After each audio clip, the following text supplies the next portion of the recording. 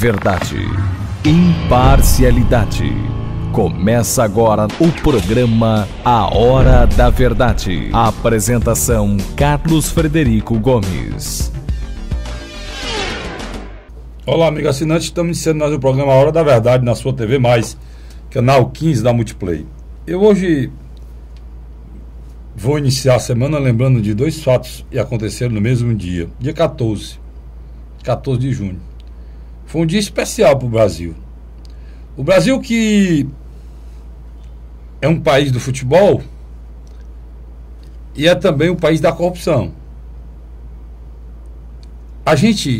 O povo brasileiro, se você prestar atenção, e eu me lembro muito disso, o povo brasileiro é um povo muito triste, muito mais triste do que era anteriormente. Isso é uma coisa que é um fato.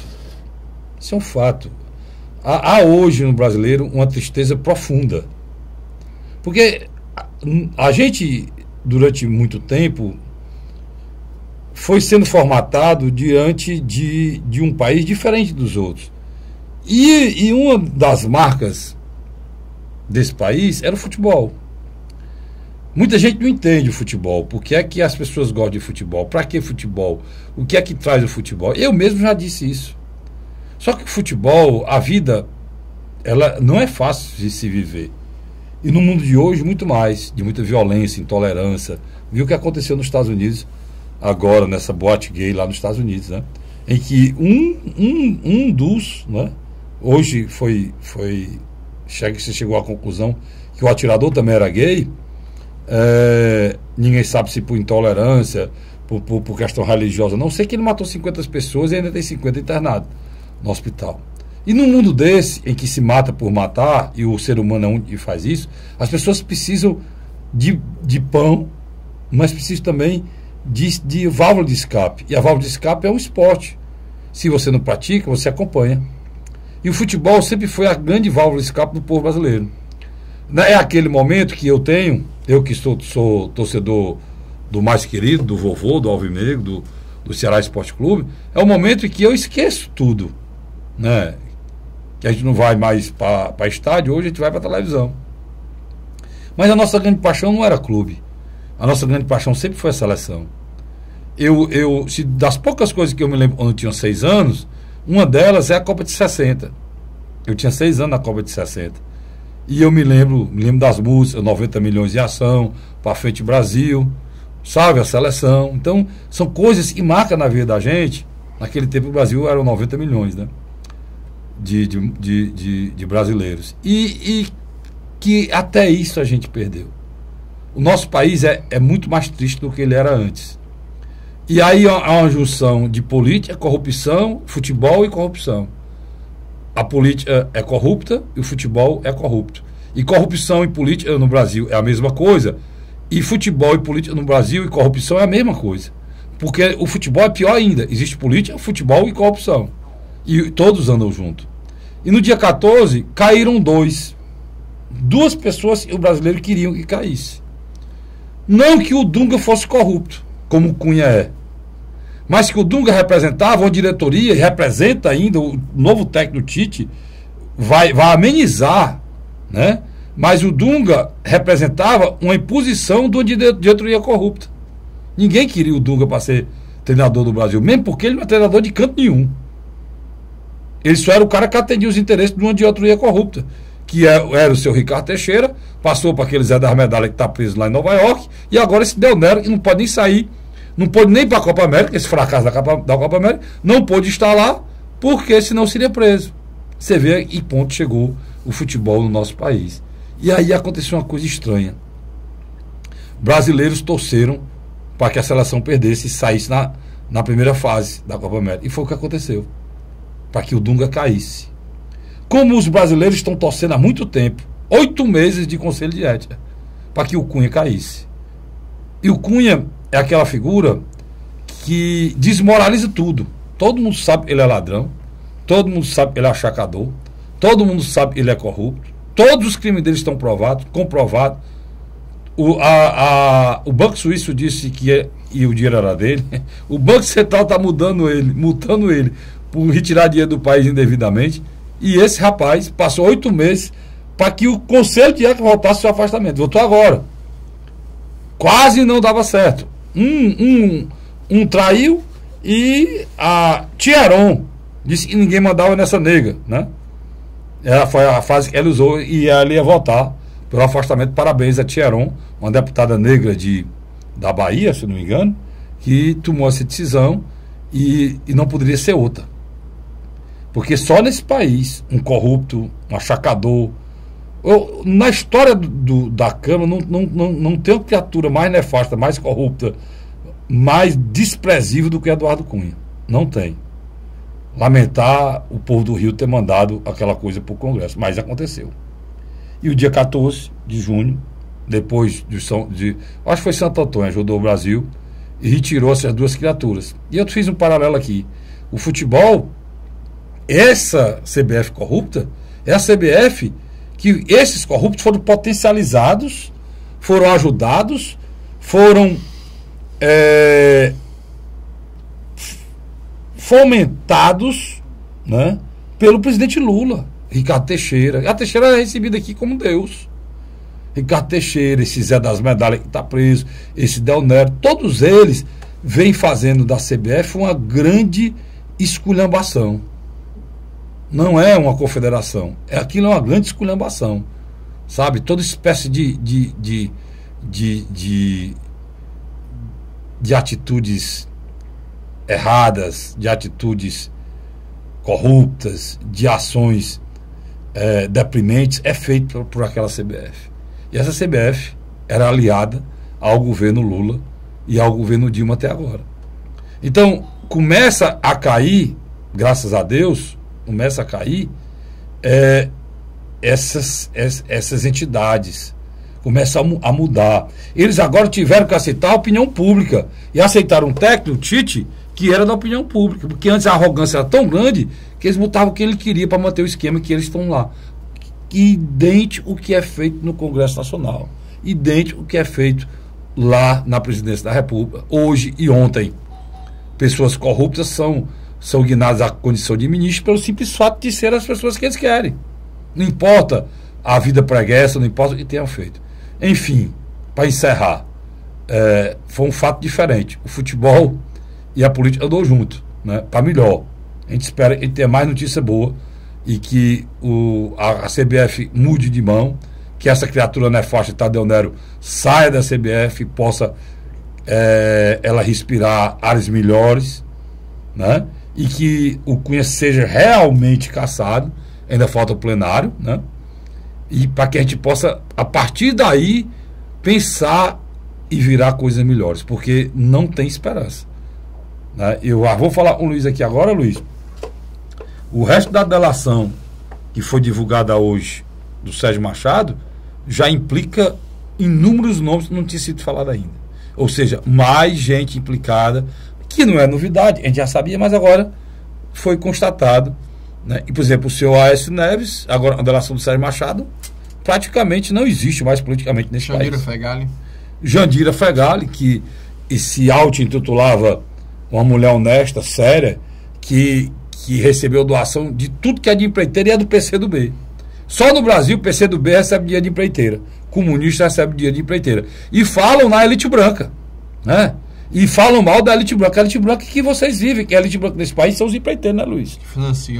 Que financiou toda a vagabundagem que está aí até agora. Luiz, inicie logo falando as principais figuras dessa relação. A Folha de São Paulo botou até as fotos, né? Porque é o seguinte, a delação premiada do Sérgio Machado falou nas 4 primeiras figuras, e já vai falar sobre isso aqui o Luiz, que era as 3 principais figuras, o Sarney, o Renan e o Valdir Rupp. O Valdir Rupp e o Romero Jucá. Mas não tinha falado do resto. E agora, como foi homologada a delação, então quebra o sigilo.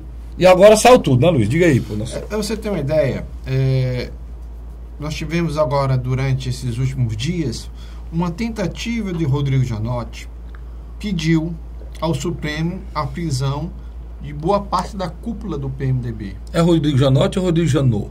Janot. Às vezes, Esse nome é francês, né? É. Janot. Janot. Tem que ir. Janot. Olha o Vicente ali lhe ensinando como é que faz. Janot. Hã? E aí o que aconteceu? Teório Zavascki não aceitou. Não aceitou. Simplesmente não. Teório Zavascki não acatou a decisão do Procurador-Geral da República de decretar a prisão de 3 figuras. Tem 4, foi 4 pedidos de prisão, mais 3. Sarney, Renan e o ex-ministro. Só que agora... O ex-ministro. Diga o nome do ex-ministro do planejamento? Romero Jucá. Pronto. O Cunha ainda está lá, não decidiu não. A esses 3 ele negou.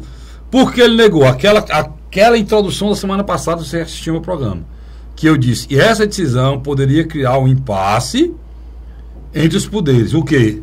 O Teori ficou com medo de decretar a prisão e o Senado não aceitar, né? Mas agora a coisa entrou num outro patamar. Por quê? O mesmo Teori abriu, né, um processo agora. Todos esses agora são investigados a partir da delação de Sérgio Machado. Você tem figuras que antes não configuravam como político, como Cândido Vacareza, do PT de São Paulo.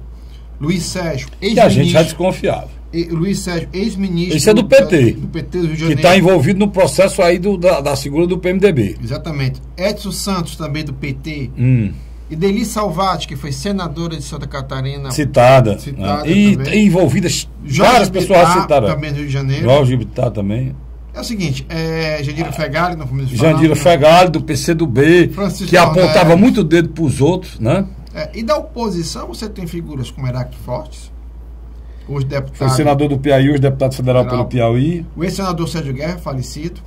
E o senador Agripino Maia, que é o presidente do DEM. Novamente, já está assumindo um processo lá, por um suposto desvio de 1 milhão da Arena Dunas. E agora foi citado novamente. E o seu filho, Felipe Maia, que é deputado federal. Então, o que acontece, na minha avaliação, bem simples e objetivo? É um coquetel Molotov.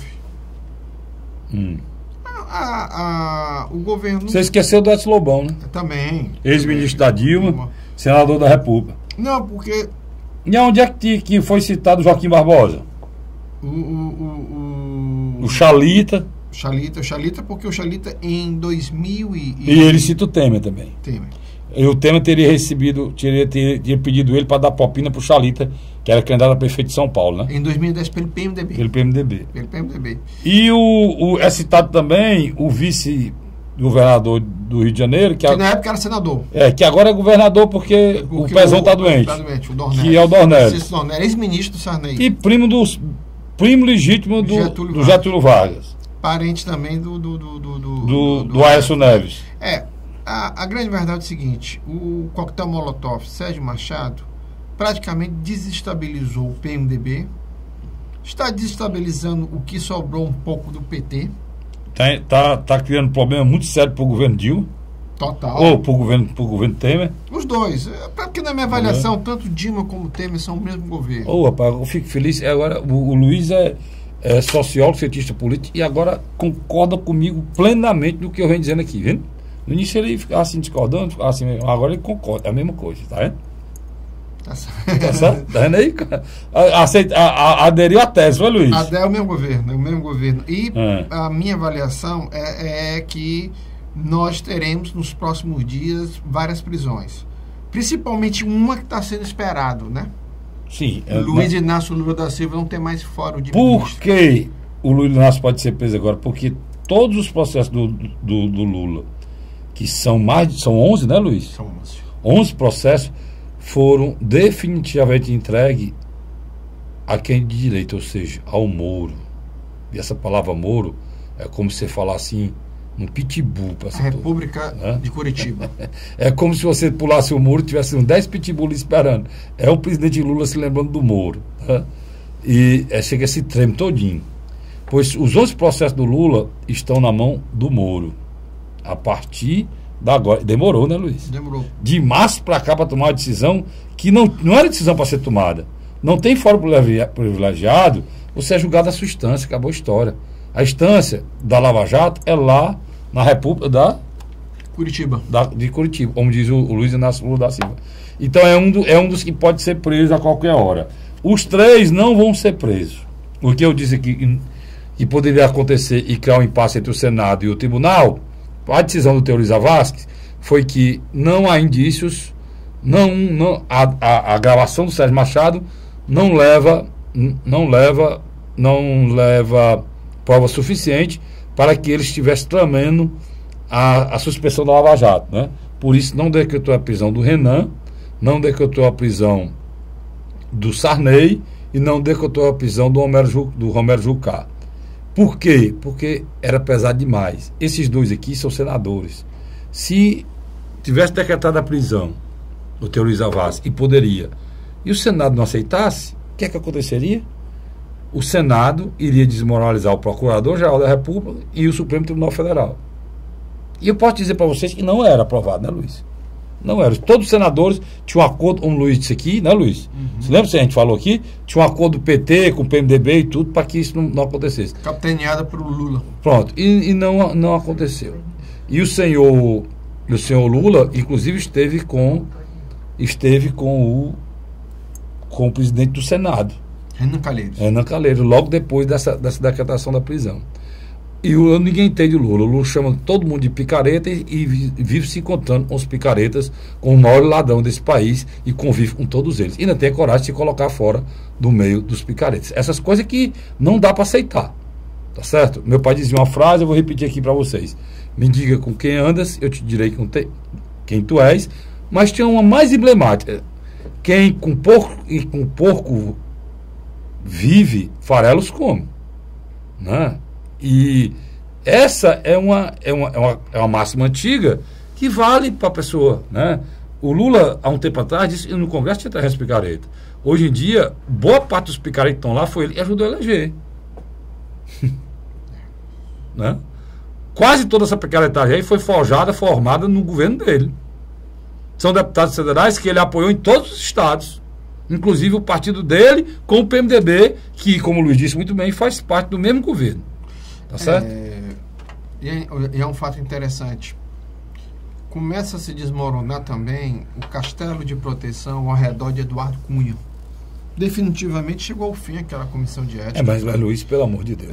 Já estava virando pelo amor de Deus, olha, o Eduardo Cunha, o que ele fez é a desmoralização total da justiça brasileira. Do Poder Legislativo também. Do Poder Legislativo e da justiça brasileira. Ele mostra com muita clareza que quem tem dinheiro, quem tem poder e estrutura, para ser preso nesse Brasil é difícil. Para perder o poder é difícil. Porque, rapaz, Eduardo Cunha jamais era para ser eleito nem guarda de quarteirão, mas. E na minha avaliação, houve um detalhe importante. Quem primeiro denunciou Eduardo Cunha nesse país foi Ciro Gomes. A pressão social foi tão grande que você tinha praticamente empates, mudança de regulamento, tá entendendo? Mudança de membros da comissão, os partidos chegavam e mudavam, principalmente os que estavam ao lado. A mudança agora, Luiz. 2 do PR. Mudaram. Agora ele mudou a indicação da CCJ, porque ele pode recorrer à CCJ.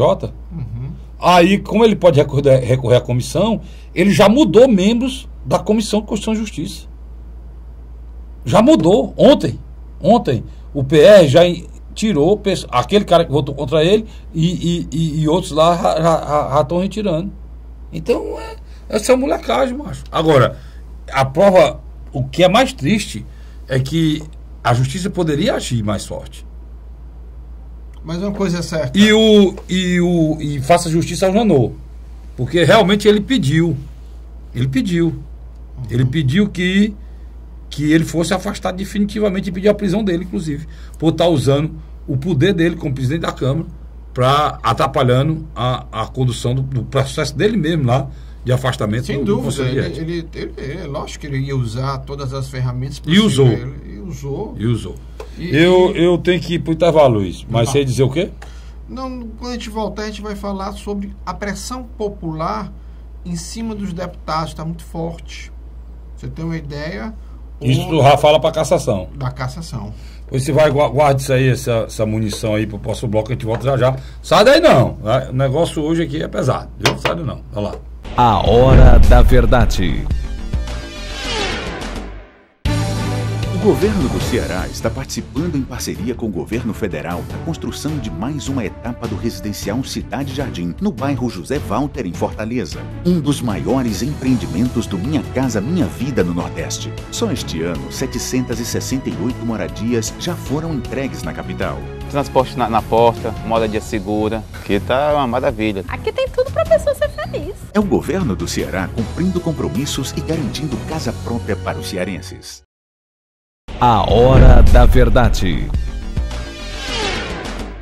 Estamos de volta agora com o segundo bloco do nosso programa A Hora da Verdade, na sua TV Mais, canal 15 da Multiplayer. Luiz, tu dizia que a pressão da opinião pública é um fato indiscutível. Você nota que aquela deputada do partido do PRB, a Tia Heron, o presidente nacional, que é o senador Crivella, chamou ela e disse: olha, você vai votar contra o Eduardo Cunha.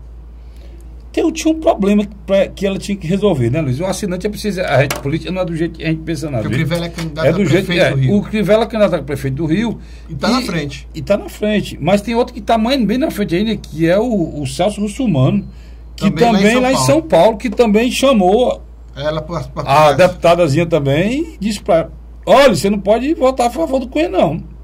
Acabava com o Celso Russomano também em Brasília. Em São Paulo. Ou em São Paulo, melhor dizendo. Então, a situação do Eduardo Cunha, o valor do Eduardo Cunha com a saída da Dilma caiu. Ele era o nosso malvado favorito. Por incrível que pareça, ele era o malvado favorito para derrotar a Dilma. E ele perdeu o valor quando a Dilma caiu. E Luiz, e os dois foi um processo de autofagia, né? Não, Eles se autodestruíram, né? Um querendo destruir o outro, e a ação de um para destruir o outro, eles se autodestruíram. Você tem uma ideia? Pra você ter ideia como é que as coisas são. A Dilma já está fora do poder, ainda continua como presidente, mas por pouco tempo, né? E é muito parecido os dois processos, né, Luiz? Muito, porque a situação do Cunha é a mesma. Ele não foi cassado, mas nem é presidente e nem deixa de ser deputado. Ele é um deputado presidente da Câmara que não tem poder de nada. A Dilma é o presidente da República, não tem poder de nada. Os dois que fizeram toda essa destruição nesse país, os dois estão no mesmo patamar. E é capaz de os dois cair na mesma data. Qual é a data? A data da presidente Dilma é final de julho, início de agosto. E a data do Cunha é para isso aí também.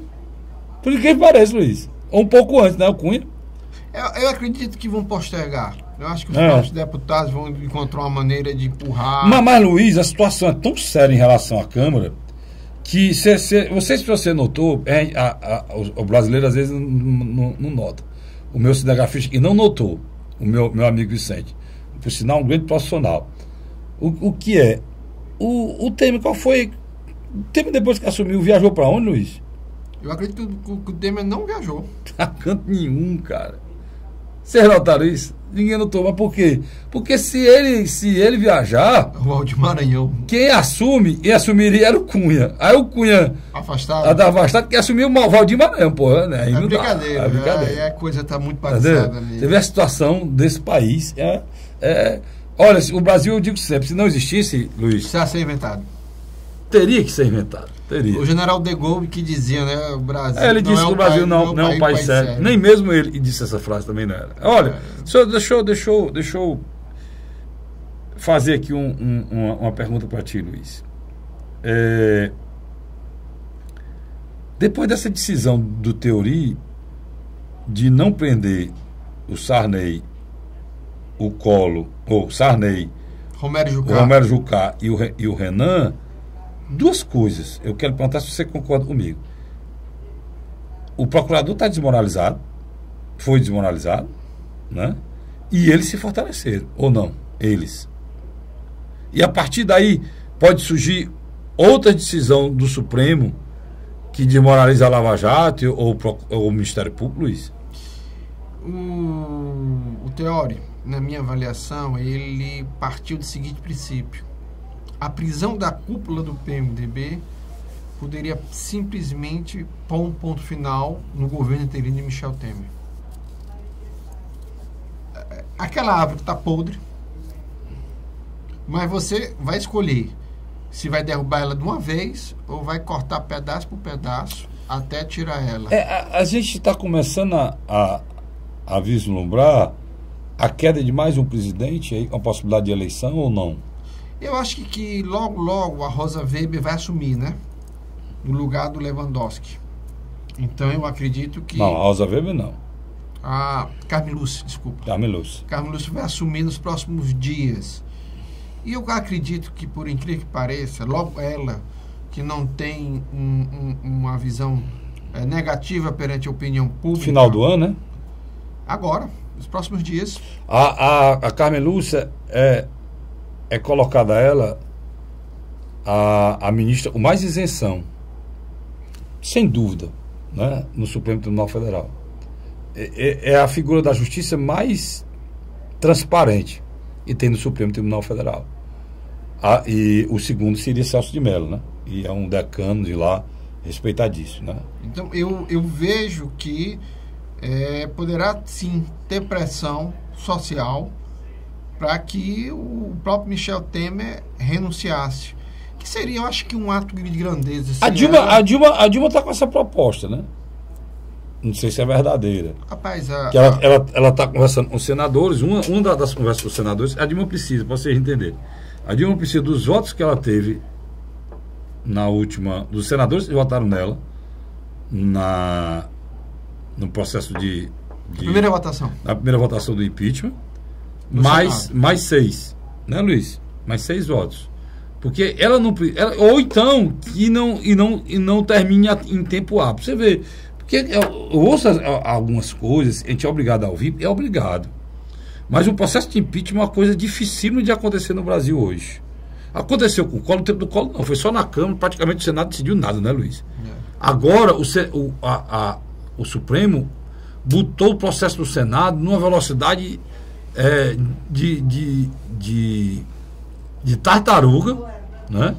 Com condições que só mesmo um governo, e não exista, né, que não consiga sair do processo. Porque, de novo, vai ter que se procurar um quórum qualificado de 54 senadores. Além da votação que houve na comissão, vai haver outra, né, Luiz? Ainda tem um quórum qualificado de novo, 54 senadores. E tem um outro detalhe. O próprio presidente interino Michel Temer reuniu-se com alguns senadores e disse: tudo bem, fique à vontade para votar para o retorno de Dilma Rousseff. Ele mesmo lavou as mãos. Mas ele disse, sabe por quê, Luiz? Ele disse isso?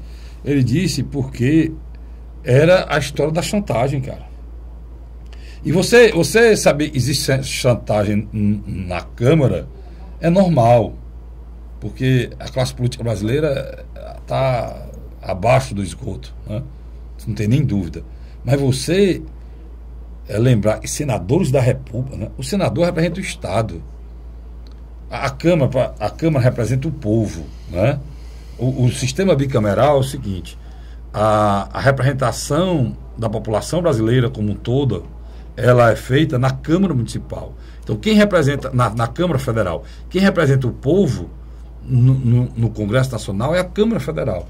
Os estados, por que o sistema bicameral? Porque os estados, num estado republicano como é o nosso, além de republicano, federativo, é uma união de estados, como os Estados Unidos já diz o nome, Estados Unidos da América. Aqui é o mesmo princípio, numa federação, são estados da federação, são estados do Brasil unidos numa federação.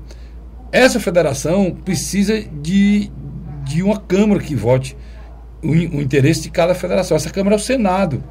Por isso que a gente tem 25 deputados federais. E São Paulo tem quantos, Luiz? 70? 70. Então, a pessoa, se não tivesse o Senado, só votava tudo só para São Paulo. A gente não tinha direito a nada. O Senado é equilíbrio. Porque que é o Senado? É a casa revisora. Revisa aqui tudo. Por quê? Porque o Senado, cada estado tem 3 senadores. Então, é a forma de equilibrar o processo político brasileiro. E aí, você espera que esses homens sejam pessoas dignas. E esses homens estão fazendo achaque, cara. Né? Eu, sinceramente, a gente faz a imprensa eu sou jornalista, radialista, o Luiz é cientista político, mas eu digo uma coisa para vocês. A gente nasce, eu que tenho veia política, né, a gente pensa em mudar o mundo, a gente pensa em mudar a vida das pessoas. Às vezes até você pensa até se enveredar por um caminho político nesse país, mas a gente tem vergonha, cara. Hoje eu acho, eu pensaria 2 vezes em tomar uma decisão dessa, porque eu acho que o cara dizer que hoje é vereador é como se você tivesse um atestado de corrupto, tivesse puxado a carteira, eu sou corrupto, né? Sou deputado estadual, sou corrupto, eu sou senador, porque, e o pior, cara, o pior é que não é assim, nem todos são corruptos, e isso é uma coisa muito ruim, porque se a gente tem essa visão, Luiz, a gente está destruindo nosso próprio país, cara. Pense comigo. Concordo com você. Se nós vivemos num regime democrático, quem governa esse país são os políticos. Se você nega a classe política, o país está fadado do quê? Se acabar. Porque se você nega Luiz, a política não é a solução, tem que ter outra. Ou não? A política é a solução. Mas o problema é que o eleitor brasileiro hoje tem nojo da vida pública. Diga de passagem, você tem uma ideia, nos Estados Unidos, um candidato do partido de oposição não é aceito pela cúpula da agremiação partidária dele. E a candidata do partido oficial, que é os democratas, vai com apoio da cúpula, mas não tem apoio da base. Luiz, é preciso discutir isso. É interessante nos Estados Unidos, você nota eu sei. que o que está acontecendo? A representatividade partidária está ficando sem sentido. E é um problema só dos Estados Unidos, na Europa também. Não, mas no Brasil agora é impressionante. Você tem um delator de uma instituição estatal que diz que deu dinheiro para a situação e oposição, e o presidente do maior partido oposicionista do Brasil, Aécio Neves, está envolvido. Pois é. Quer dizer, é um absurdo. É por isso, o impasse é esse, Luiz. É um absurdo. Mas qual é o grande problema, cara? Que no Brasil o voto é obrigatório. As pessoas têm que votar. Porque se você não votar, você não pode passar do concurso público. Mas, Carlos Frederico, então, agora não tem ninguém no PSDB que podia chegar e dizer: Aécio, leve a mal não, mas por favor, mergulhe, saia, peça licença. Peça licença, é certo, eu concordo com você. Mas entendo onde é que eu estou querendo chegar, Luiz. Minha preocupação é muito grande. Se as pessoas negam a política, nós estamos num regime democrático. Se as pessoas não querem votar, mesmo num voto obrigatório, se as pessoas acham que votar é uma obrigação que não quer cumprir do que um direito, e na democracia, o voto não é uma obrigação, é um direito, cara. É um direito seu, é uma coisa que você tem que ter como uma coisa boa. É um direito seu, não é um dever. Mas no Brasil é um dever direito. É um direito que virou um dever. É um dever votar, um dever não é um direito. O cidadão vota para poder definir o que é que ele quer para o país dele. E no Brasil as coisas são assim. É um direito, mas ao mesmo tempo é um dever. Por quê? Porque você tem um dever de votar, porque senão você se complica, inclusive, com a sua cidadania, e você não pode participar de concurso público, você tem que impedir para conseguir um emprego, um bocado de coisa. E essa contradição é do nosso país mesmo. E as pessoas pensam que eu tenho a obrigação de votar. Rapaz, sua obrigação de votar é com você. Porque se você não identificar as pessoas boas para escolher, o nosso país vai continuar do jeito que está. As pessoas apontam o dedo, vai com a esculhambação. Luiz, o que é que aconteceu nos últimos anos no nosso país, cara? Que a gente chegou a esse ponto. Agora tem um outro lado da moeda.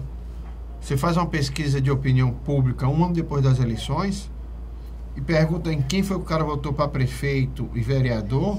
Para prefeito ele até que se lembra, mas para vereador a maioria não lembra. Nem para deputado estadual, nem para deputado federal. Aí você faz um ano depois para eleições. Deputado estadual, federal, não sabe. Senador, não lembra. O governador ele ainda lembra.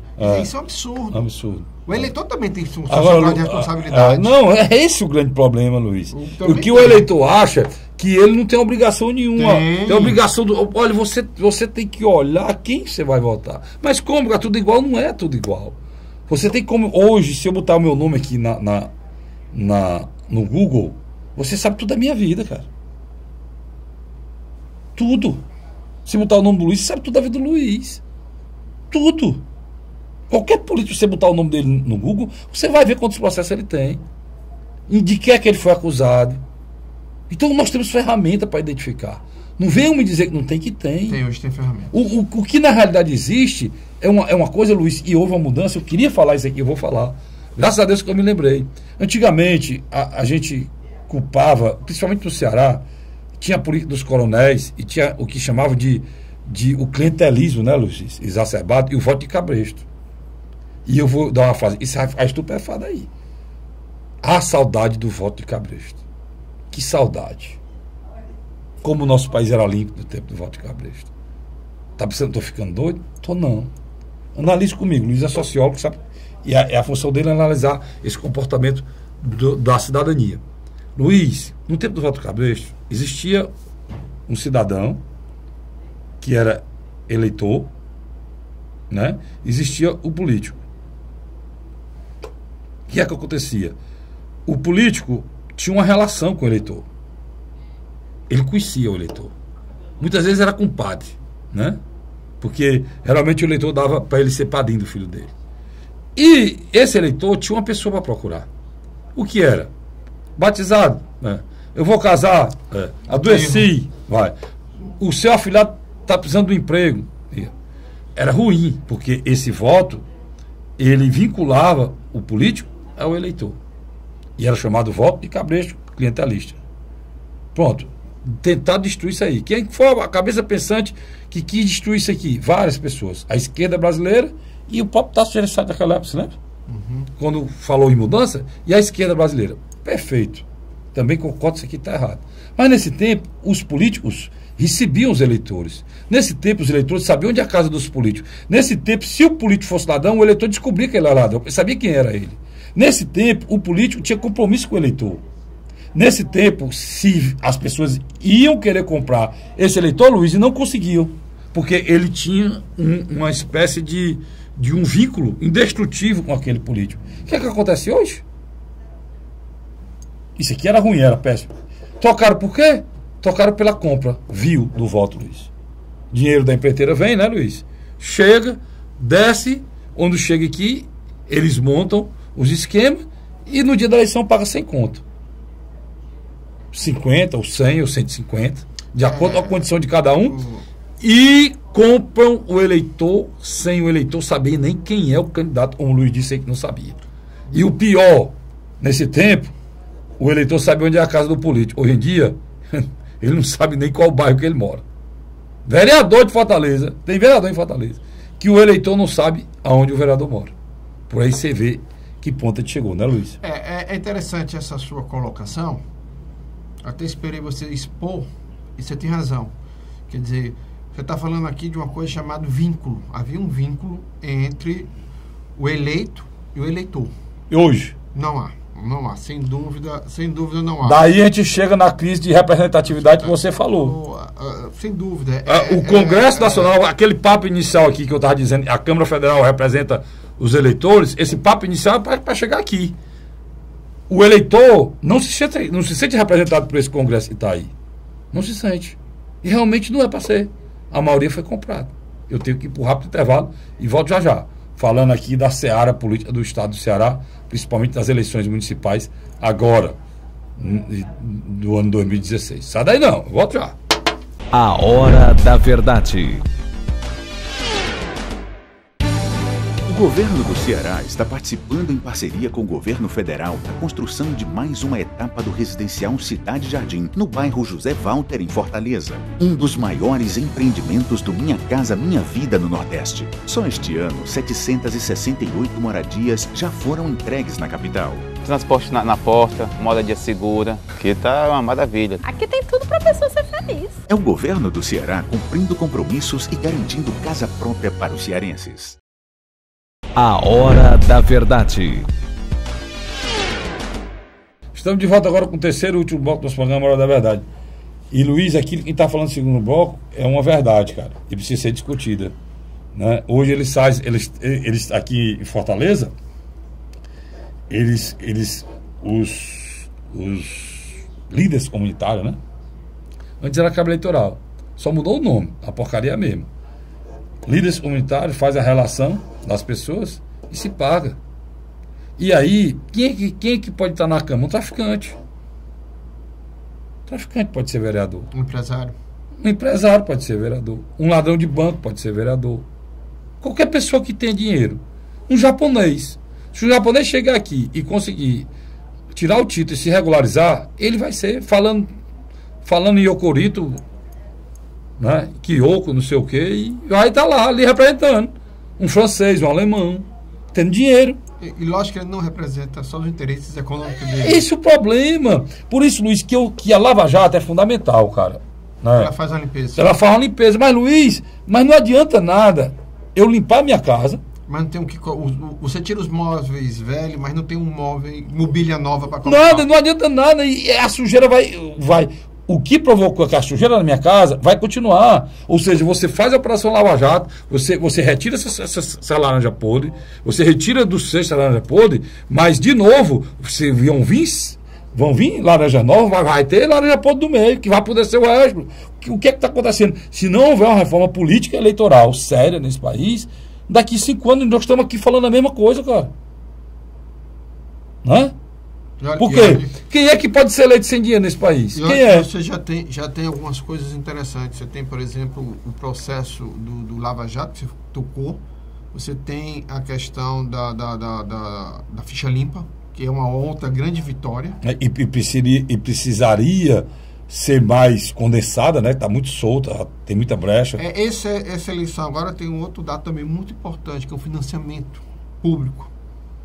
Mas não tem financiamento público. Não, o que não existe mais é o financiamento empresarial. Está proibido, isso é fundamental.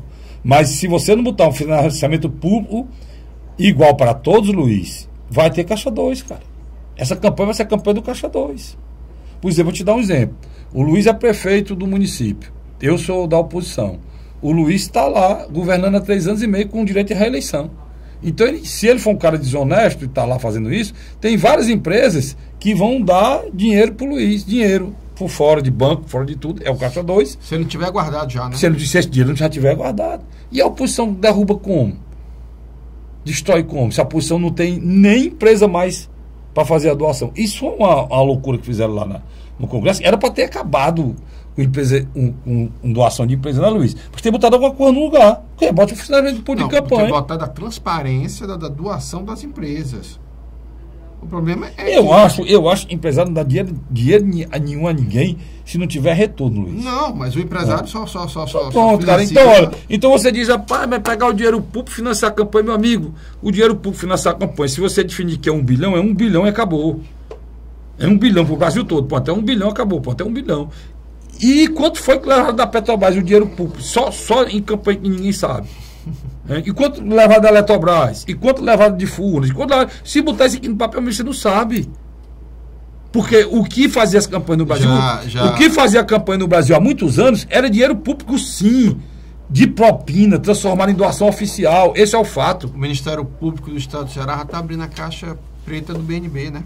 Pois é. Logo, os bancos, tá aí o banco, o BNB aí. Logo. BNB aí, vai surgir aí esquema.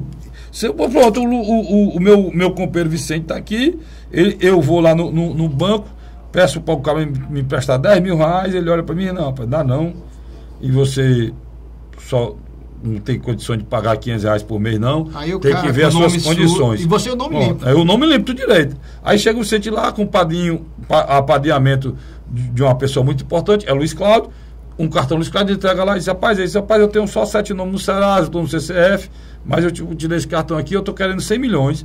Ele diz, que é o cartão de que é? Vamos a gente dar um jeito aqui, meu irmão. Te ajeita aqui e tal. Aí empresta 100 milhões. Tome 110. Não, empresta 100 milhões, eu faço de 110, que eu quero 10, né? Geralmente ele está no meio, né? Eu quero 10, né? Aí ele faz de 110 milhões para um cara que, se juntar tudo que ele tem, não dá 1 milhão. E aí, quando você empresta dinheiro sem garantia, você está fazendo o quê? Está dando. Dinheiro público. Foi o que fizeram aqui no BNB. E não é a primeira vez, né, Luiz? Não é a primeira vez, não. Não é a primeira vez, não. Fizeram no BEC isso aqui. No BEC. Fizeram no BEC isso aqui. Destruíram o BEC. Né? O nosso Banco do Estado do Ceará.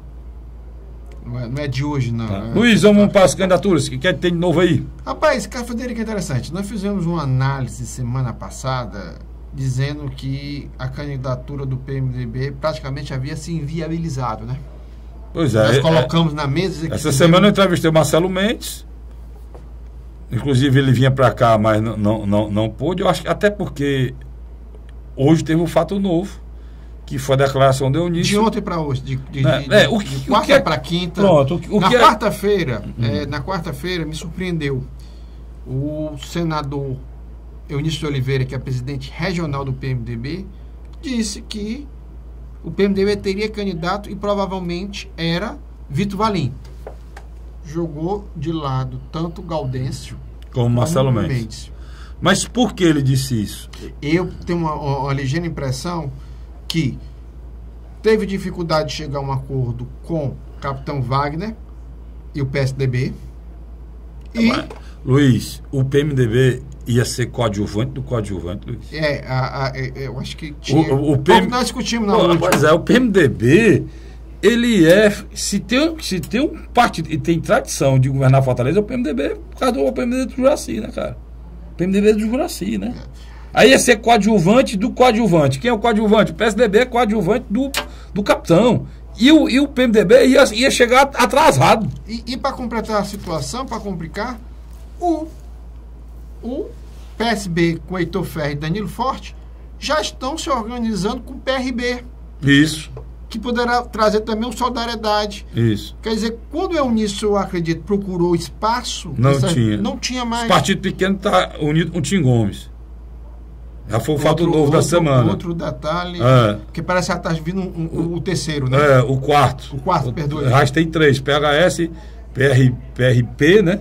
E o PMN. E o PSL. A possibilidade de estar vindo o quarto. Então o partido pequeno não tinha mais para ir para o PMDB. O Solidariedade e o PR foi para o Heitor, que foi o fortalecimento da candidatura do Heitor, né? O Heitor está numa situação complicada, agora ressurgiu no cenário, né? Muito importante isso aí. Digamos que eles já estão agora, tu sabe o que apressou a situação do PMDB? Vou te explicar.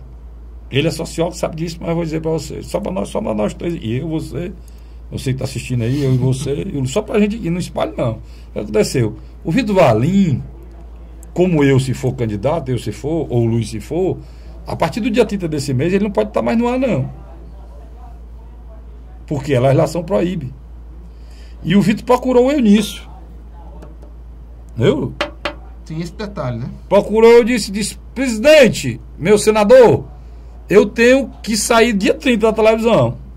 Então, se eu for candidato, o senhor tem que me dizer. Se eu não for, me diga, porque eu não vou sair da televisão. Como é que vai ficar a grade da televisão? E é o trabalho dele. O Vitor Valim, antes de ser parlamentar, o trabalho dele é o mesmo meu, apresentador de programa de televisão. Aí o senador teve que se rebolar, né? E aí o senador negou, disse que não tomava decisão agora. O Vitor foi para a imprensa. Disse que não era mais candidato. Disse que não era mais candidato. Ele pensava que era brincadeira, ele disse que não era. E ele voltou atrás e tomou essa decisão. Mas é interessante, ele fala na sexta, dia 10, que não é candidato, Vitor Valim, e na quarta-feira, dia 15, o Eunício disse que não. Como ele ainda não notificou o partido, automaticamente ele ainda era o pré-candidato preferencial do partido. Interessante, preferencial. Não é o candidato preferencial, Luiz. O que na realidade ele é o candidato que tem mais votos, cara. Nas pesquisas é ele que está melhor. Toda pesquisa ele está melhor. Né? Eu não quero dizer nem que ele é o melhor, não. É meu amigo. Eu não estou defendendo aqui, eu estou dizendo que ele é o melhor, não. Eu estou dizendo e na avaliação das pesquisas, ele é o que você sai melhor. Tá certo?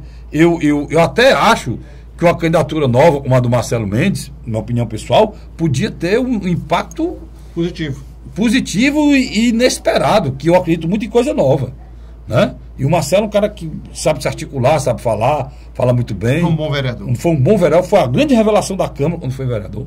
Então o PMDB tem quadros, além do vice-prefeito, já tem mandato, é vice-prefeito. Mas vamos ver aqui alguns erros. E não tem densidade eleitoral. Mas vamos ver alguns erros aqui do Eunício de Oliveira. Talvez o mais clássico dele. Eunício passou muito tempo praticamente articulando só em Brasília. Deixou um vácuo no estado do Ceará. Isso é um problema sério dele. Todo ano é a mesma coisa, né, meu irmão? Aí o que acontece? Você tem alguns atores políticos e sociais que surgiram no meio desse processo, depois de 2014. Indiscutivelmente, o Capitão Wagner. O Capitão Wagner se juntou com o presidente de honra do seu partido. Esse não parou de trabalhar nem um minuto, né? Que é Roberto Pessoa de Maracanaú, ex-prefeito de Maracanaú.